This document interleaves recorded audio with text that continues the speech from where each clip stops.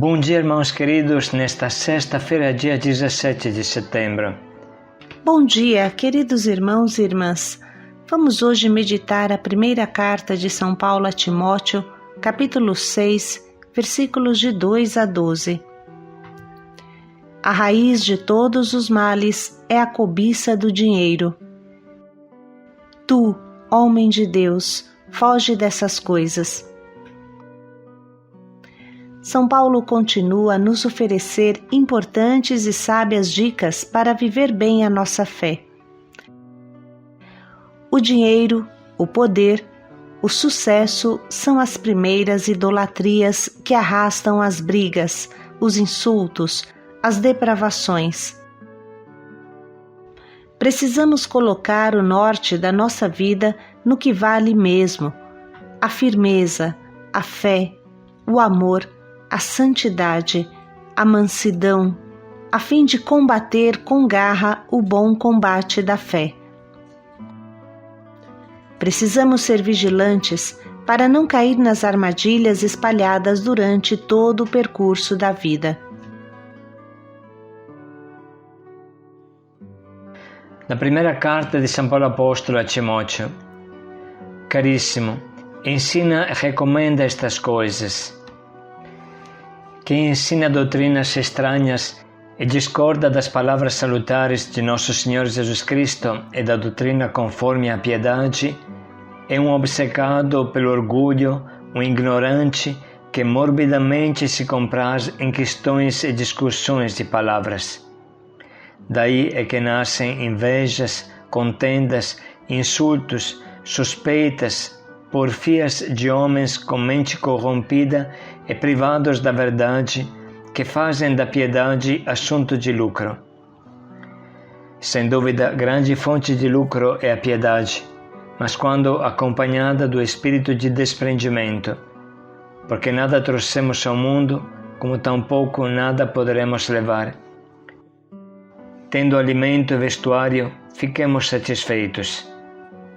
Os que desejam enriquecer caem em tentações e armadilhas, em muitos desejos loucos e perniciosos que afundam os homens na perdição e na ruína. A raiz de todos os males é a cobiça de dinheiro. Por se terem deixado levar por ela, muitos se extraviaram da fé e se atormentam a si mesmos com muitos sofrimentos. Tu que és um homem de Deus, foge das coisas perversas, procura a justiça, a piedade, a fé, o amor, a firmeza, a mansidão. Combate o bom combate da fé, conquista a vida eterna, para a qual foste chamado e pela qual fizeste a tua nobre profissão de fé, diante de muitas testemunhas. Palavra do Senhor. Graças a Deus.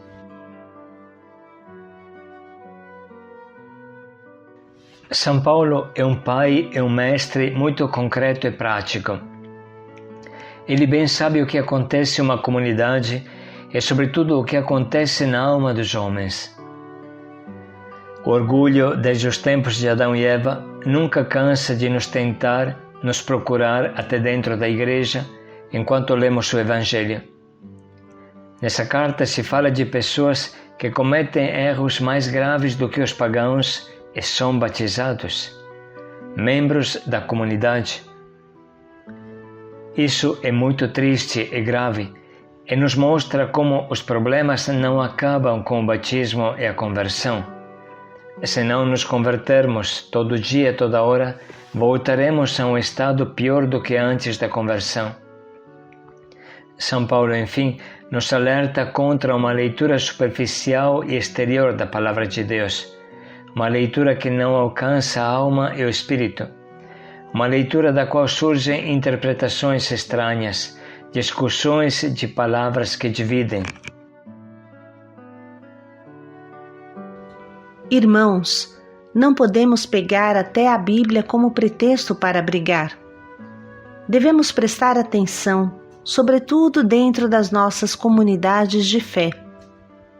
Às vezes, até em coisas boas nascem invejas, contendas, julgamentos, suspeitas. Eu posso sentir inveja porque uma pessoa recebeu um cargo maior que o meu, ou que eu acho maior que o meu. Posso sentir inveja porque pediram àquele irmão de dar uma palestra em um retiro e não pediram a mim, me esqueceram. Nas nossas reuniões podem nascer contendas porque eu acho que não sou considerado como mereço. É a história do lobo que perde o pelo, mas não perde o vício. Ou seja, a conversão só tocou a casca e não entrou no nosso coração, ficou na casca do nosso coração. O coração ainda está infeccionado pelo orgulho, a soberba, as baixarias. No mundo eu externava a minha raiva, agora na igreja guardo a minha mágoa. Mas chega o dia em que vou explodir, se não aprendo a amar de verdade. Às vezes é o próprio dinheiro que atenta à nossa vida. A raiz de todos os males é a cobiça de dinheiro, diz São Paulo. Na verdade, o egoísmo se expressa na ganância. Quem não possui Deus tenta possuir alguma outra coisa, tenta se preencher com outras coisas. Isso é muito forte, muito mais forte do que pensamos, porque o possuir parece uma questão de vida ou de morte para os seres humanos. Parece que quando doamos alguma coisa estamos morrendo, perdendo a vida e o poder. E ao contrário, mas a natureza humana nunca quer abrir a mão de vaca que temos dentro do nosso coração.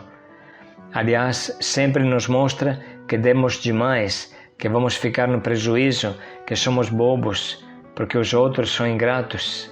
É assim que funciona a nossa mente quando se trata de doar alguma coisa.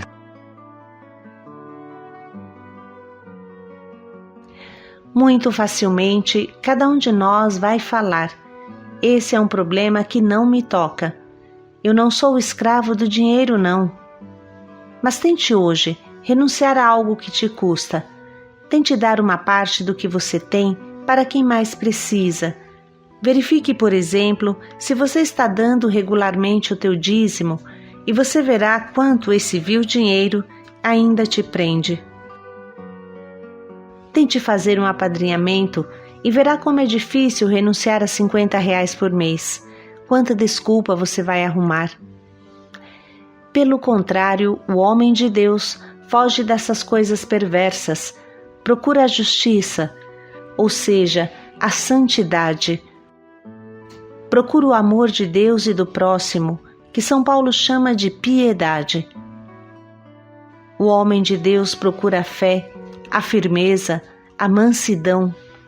O homem de Deus combate sim, mas combate a boa batalha da fé, que é uma luta diária contra o orgulho, o querer sobressair e pisar os irmãos.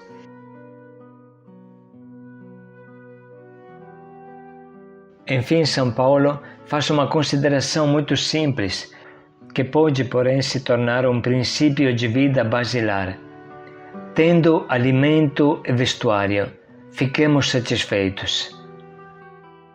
Bastam poucas coisas para sermos felizes, porque a alegria não se encontra em ter coisas, mas em ter Deus no coração.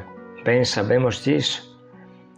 Se uma pessoa se concentra no carro, numa casa grande, numa roupa de marca, então nunca encontrará felicidade porque nunca vai conseguir todas as coisas que deseja. E mesmo que alguns as consigam, eles vão ficar ainda mais deprimidos, porque querem mais e nunca ficam satisfeitos e percebem pela experiência prática que a felicidade não está nestas coisas e não sabem mais para onde ir. É uma depressão sistemática. Irmãos, a direção é só uma: colocar em Deus a nossa alegria. Acolher com a simplicidade de uma criança o que Deus nos dá. Pensar em que tipo de casa Jesus se criou em Nazaré, uma pobre casa de pedra ou de pau a pique, com telhado de sapé. Podemos pensar também em como foi a vida de Maria, que tipo de banheiro ela tinha, que tipo de shampoo usava, que tipo de fogão. É bom pensar nesses modelos e se perguntar por que eles serão felizes e eu não. Sem dúvida, não vai faltar estímulos hoje para nortear a nossa vida. A santidade é um caminho paciente que pede constância, ânimo.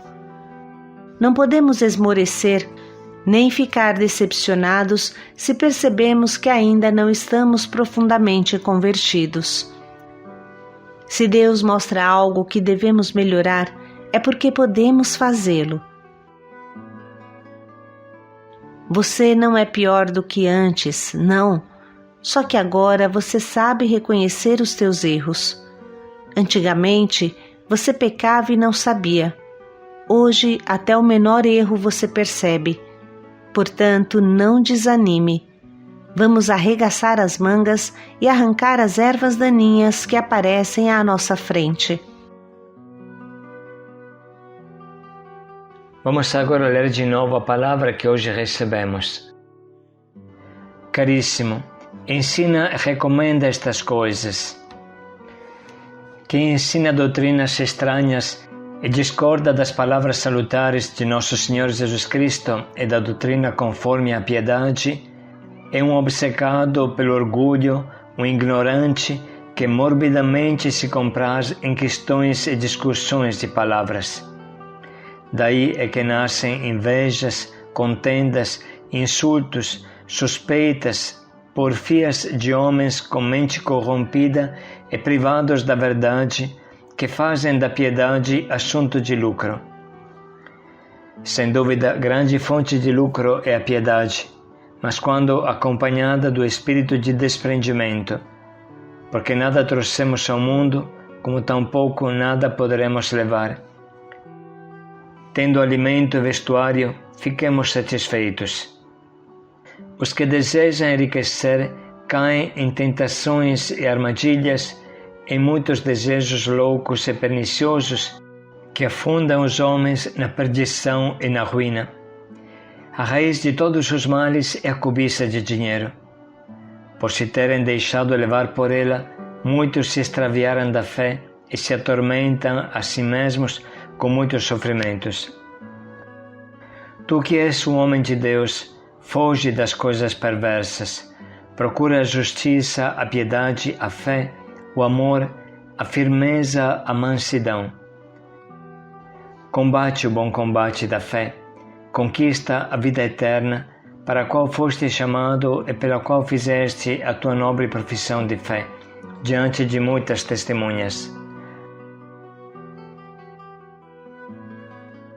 Vamos nesse momento sublinhar e anotar as frases que mais falam ao nosso coração.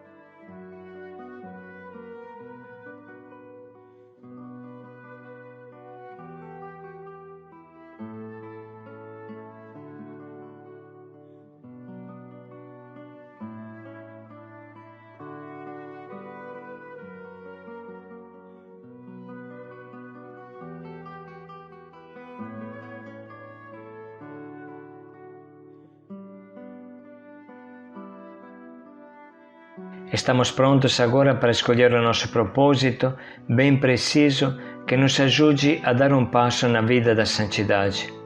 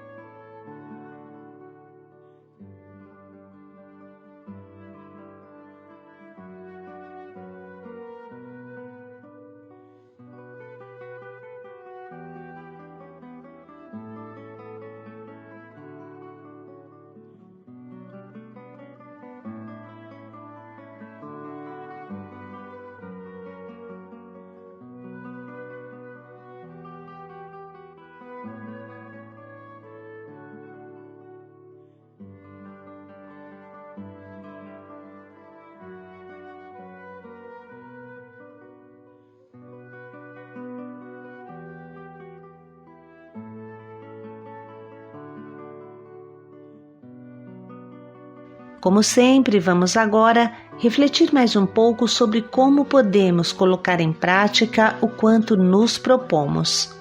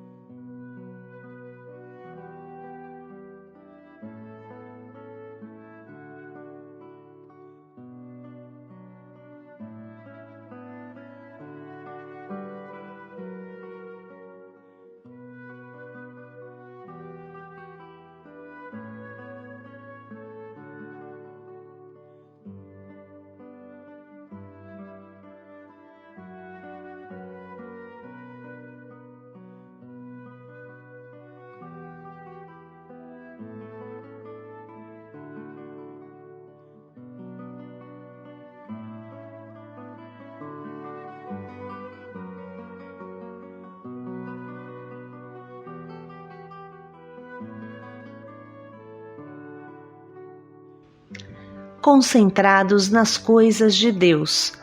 Paz e alegria a todos. Tendo alimento e vestuário, de que mais precisamos? Paz e alegria a todos. Em santidade, em santidade, em santidade, sobre a terra eu devo andar. Em santidade,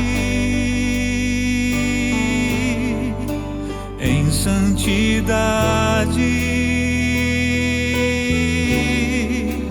em santidade, tua graça posso alcançar e romper com as trevas.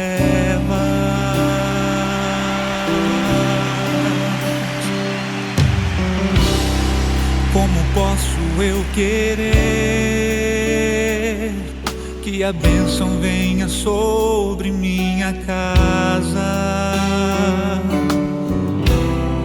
Como posso esperar que meus sonhos e meus planos aconteçam? Como irei compreender se minha vida passa longe da verdade que eu ouvi e os meus passos já não tocam os caminhos que aprendi? Meu argumento me empobrece e me faz pensar assim, que estou tão certo e é perfeito o meu jeito de servir. Digo que amo minha igreja e o chamado que atendi, mas já não ouço os conselhos e a palavra que há em mim. Sonho que um dia a boa nova se espalhe até os confins, mas sem santidade, sem fidelidade, toda obra ruma ao fim. Em santidade, em santidade, em santidade, sobre a terra eu devo andar. Em santidade,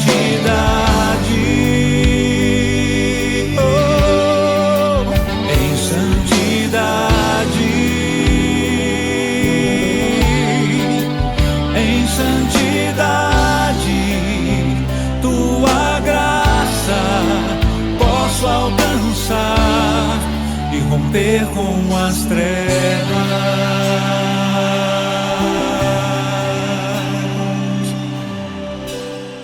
Como posso eu querer que a bênção venha sobre minha casa? Como posso esperar que meus sonhos e meus planos aconteçam? Quando irei compreender